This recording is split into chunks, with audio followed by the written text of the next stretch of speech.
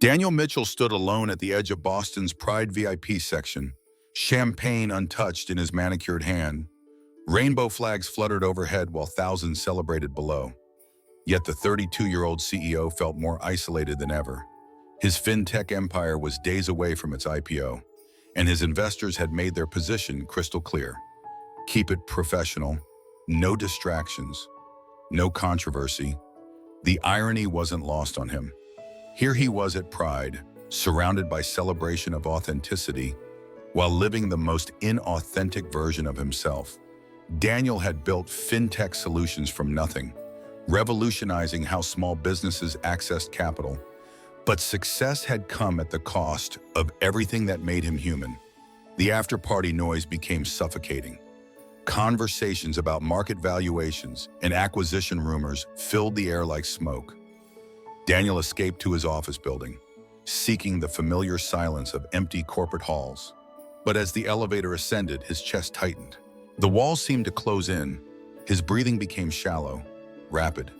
By the 42nd floor, panic consumed him completely. The elevator doors opened to darkness. Daniel stumbled forward, gasping, vision blurring. His body betrayed him in the sterile hallway where he commanded respect just hours earlier. He collapsed against the marble floor, his perfectly tailored suit wrinkled and damp with sweat. Ryan Torres was finishing his night shift, earbuds playing soft Spanish music as he cleaned the executive floor. The 25-year-old had perfected the art of invisibility, moving through spaces where he was needed but never acknowledged. Tonight felt different, though. He had just received another deportation notice for his mother Maria, and the weight of impossible choices pressed heavy on his shoulders. Working 3 jobs had become Ryan's normal: night cleaning at the corporate tower, day shifts as an EMT, weekend food delivery. Every dollar earned went toward his mother's heart medication and the mounting legal fees to fight her deportation. His own DACA status felt increasingly fragile, but he couldn't abandon the woman who had sacrificed everything to give him opportunities. The sound of someone falling cut through his music. Ryan dropped his supplies and rushed toward the executive suites. He found Daniel on the floor, pale and struggling to breathe. Without hesitation, Ryan knelt beside him, his EMT training overriding any concern about consequences. Check airway, check pulse, assess consciousness. The protocols kicked in automatically. Ryan loosened Daniel's tie, guided his breathing with calm instructions, checked for signs of cardiac distress. This wasn't a heart attack, but anxiety could kill just as easily if left untreated. "Breathe with me," Ryan said softly, his accent barely noticeable in crisis mode. "In through your nose. Hold it. Out through your mouth. You're safe. You're going to be okay." The panic attack gradually subsided under Ryan's steady care. Daniel's breathing normalized. His color returned. Their eyes met in the dim hallway light. Daniel saw the EMT badge clipped to Ryan's cleaning uniform, the gentle strength in unfamiliar hands that had just saved him from drowning in his own fear. Ryan saw vulnerability behind the CEO facade. Recognizing the hollow expression of someone suffocating under pressure, he understood too well. Neither spoke as Daniel regained composure. Ryan helped him to his feet with professional efficiency, then quietly returned to his cart. But something had shifted between them in those terrifying minutes. The security camera had captured everything. And by morning, Daniel's assistant was already reviewing footage of the incident that needed damage control. As Ryan finished his shift, he wondered if helping the building's most powerful resident had just cost him everything he couldn't afford to lose. Daniel stood in his penthouse afterward, staring at his reflection, unable to forget the stranger who had appeared when his carefully controlled world cracked open. Sometimes the most profound connections begin in moments when we stop performing and start being human. When have you allowed someone to see you at your most vulnerable? For more real stories about authentic love and second chances, subscribe to Heart Stories, where every encounter has the power to change everything. The Business Journal headline read like a death sentence: CEO behavior under scrutiny during critical IPO period. Daniel's morning coffee turned bitter as he realized Harrison Webb, his most calculating board member, had orchestrated the leak. The message was clear: Control your image, or we will control you. Meanwhile, Ryan arrived at work early, anxiety gnawing at his stomach. He had spent the night researching Daniel Mitchell online, discovering a tech prodigy who had built an empire by age 30. The kind of man whose attention could destroy someone like Ryan with a single complaint to HR or immigration authorities. Ryan avoided the executive floors, focusing on lower levels where anonymity felt safer. But Daniel was searching. He had spent hours studying security footage, not for damage control, but trying to understand the man who had helped him without expectation or recognition. When Daniel finally found Ryan in a supply closet, both men froze. Ryan's hands trembled slightly as he gripped a mop handle, ready for termination. Daniel noticed the worn EMT certification visible through Ryan's shirt pocket, the way exhaustion lined his young face from working multiple shifts. "I wanted to thank you properly," Daniel said, his voice softer than any corporate tone Ryan had ever heard. Ryan remained silent, uncertain if this was kindness or strategy. Daniel continued, "You saved me last night. I don't think you understand how much that meant." Ryan's defensive walls cracked slightly. In careful English, he explained about his mother's heart condition, his EMT training, how helping others felt like the only thing that made sense anymore in a world that seemed determined to crush people like his family. Daniel listened without interruption, struck by the dedication in Ryan's voice when he spoke about emergency medicine. As days passed, their encounters became less accidental. Daniel would find reasons to stay late, timing his departures with Ryan's shifts. He brought coffee during Ryan's breaks, asking genuine questions about EMT work, sharing stories about the social anxiety that had nearly destroyed him in business school. Ryan began sharing fragments of his world, his undocumented mother's terror of hospitals, his own dreamer status anxiety, the dreams of opening a clinic in Austin's Latino community where healthcare felt more like hope than privilege. His voice transformed when discussing these dreams, confidence replacing hesitancy. Daniel felt something awakening that his corporate success had buried. Purpose beyond profit margins. Connection deeper than networking strategies. When Ryan described saving a child's life during a car accident, Daniel saw passion that made his own achievements feel hollow in comparison. Without telling Ryan, Daniel researched Maria Torres's medical bills through contacts at Massachusetts General. Through his foundation's charity program, he anonymously covered her outstanding debts and upcoming treatments. When Ryan received the hospital's call about a mysterious benefactor, suspicion mixed with overwhelming gratitude. Their late-night conversations became sacred time. Daniel would bring dinner to Ryan's break room, listening to stories about patients saved, families reunited, communities served. Ryan would ask about building companies, creating jobs, transforming ideas into reality that help people. Trust grew in those quiet hours after midnight. Daniel confessed about his social anxiety disorder, how success had become both shield and prison. Ryan shared his Catholic guilt, family pressure to deny parts of himself, the exhaustion of living multiple identities for survival. The night everything changed, Ryan was treating Daniel's third panic attack in 2 weeks. As breathing returned to normal, Daniel looked into Ryan's eyes and saw not just competence, but care that went beyond professional duty. Healing often begins when we stop hiding our struggles and start sharing our stories with someone who understands that strength and vulnerability can coexist in the same heart. Daniel's transformation didn't go unnoticed. Board meetings suffered as he spent evenings in break rooms instead of networking events. His assistant fielded increasingly pointed questions about the CEO's whereabouts during prime business hours when investors expected access and attention. Ryan battled his own internal war. The growing feelings for Daniel terrified him, not just because of their vastly different worlds, but because accepting help felt dangerous for someone whose survival depended on invisibility. His Catholic upbringing whispered warnings about sin, while his practical mind calculated risks. Their cultural exchange deepened naturally. Ryan showed Daniel photos from Dia de los Muertos celebrations, explaining how his family honored ancestors who had sacrificed everything for better opportunities. Daniel related to the concept of chosen family, having been rejected by his biological one after coming out during college. When Daniel created the Undocumented Healthcare Worker Scholarship at Northeastern University, Ryan's suspicions flared. The timing felt too convenient, the criteria too specific. He confronted Daniel about the anonymous help, his voice shaking with wounded pride. "I'm not your charity case," Ryan said, anger masking hurt. "I won't be the poor boy you saved to feel better about your privilege. I've seen how wealthy people play games with people like me." Daniel's response was quiet but firm. "This isn't about saving anyone. It's about recognizing that healthcare heroes deserve support. Regardless of documentation status, you save lives. That matters more than any paperwork." Their argument revealed depths neither had expected.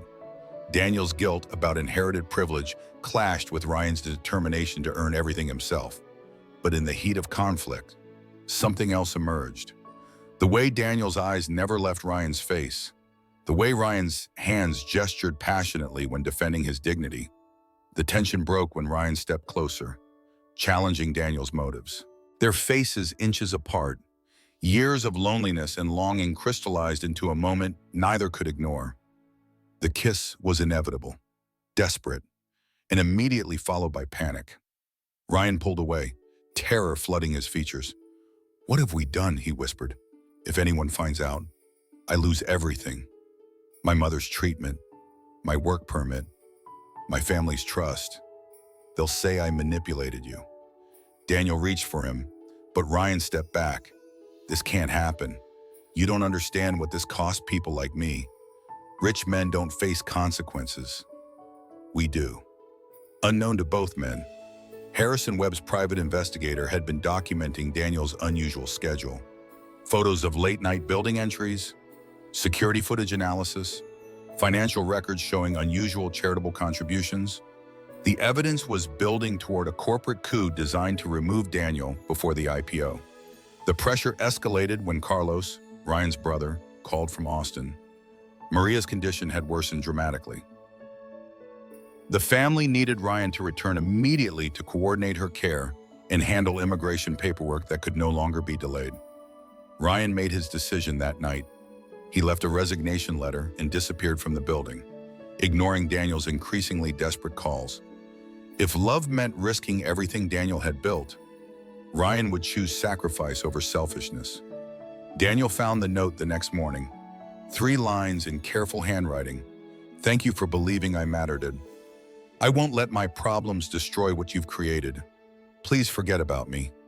The words shattered something in Daniel's chest. For the first time in his carefully controlled life, he realized he was falling in love with someone who valued his well-being above their own happiness. Harrison Webb smiled when he read the resignation. One problem had eliminated itself. He had no idea that Daniel Mitchell was about to choose love over everything he had spent his life building. True intimacy isn't just about sharing joy. It's about trusting someone enough to let them witness your fears and still choose to stay close to your heart. Daniel's private jet touched down in Austin under a sky heavy with storm clouds. He had left Boston without telling his board, driven by desperation to find Ryan before pride and fear destroyed what they had begun to build together. Austin's east side felt like another country. Spanish conversations flowed around him as Daniel searched for the community clinic where Ryan worked double EMT shifts. His business suits drew suspicious stares from residents who recognized wealth that usually ignored their neighborhood entirely. He found Ryan loading an ambulance outside an overcrowded clinic. 4 days without sleep had hollowed Ryan's features, but his movements remained precise, professional. When Ryan saw Daniel, shock and fear battled across his face. "You can't be here," Ryan said, glancing around nervously. "People will ask questions.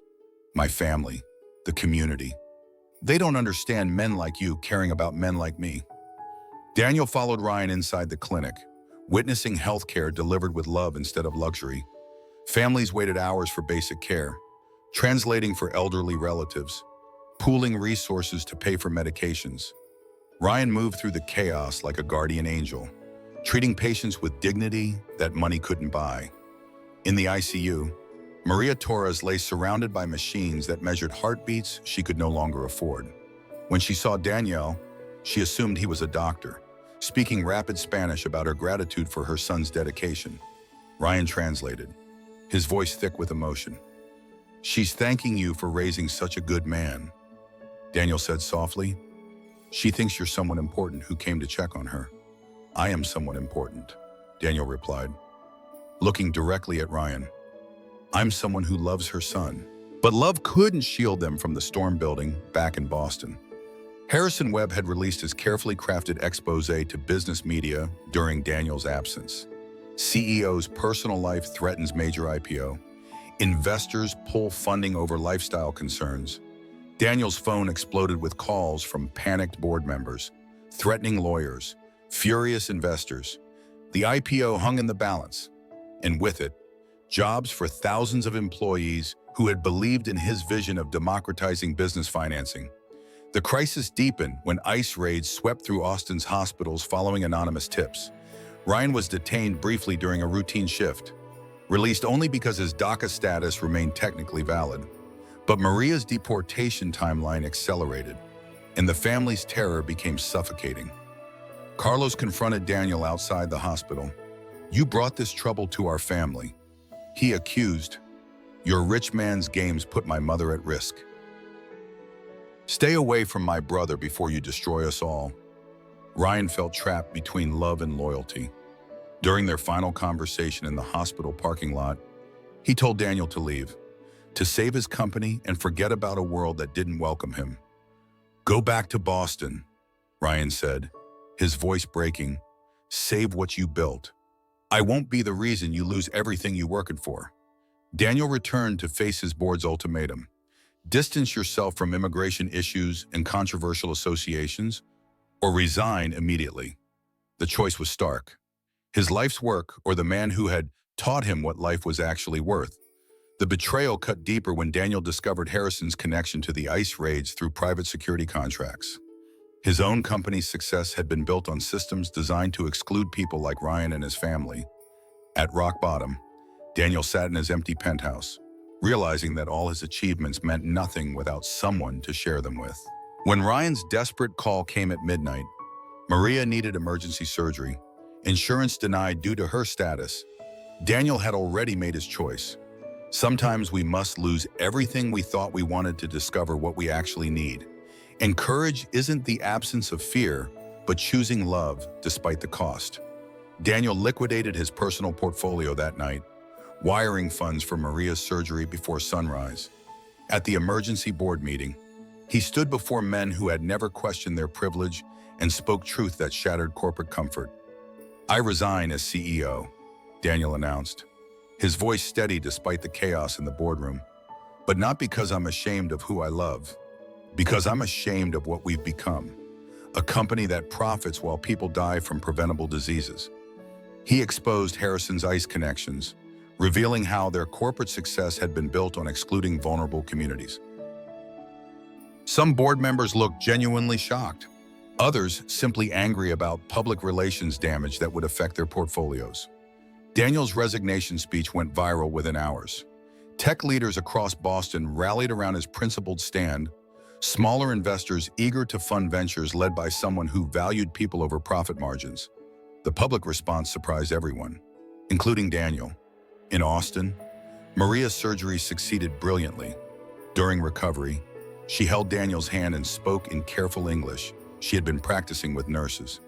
"Thank you for loving my son. I see how you look at each other.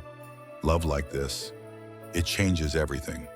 Carlos watched Daniel work alongside Ryan at the mobile clinic they were establishing, translating for patients, learning to operate basic medical equipment, never complaining about long hours or difficult conditions.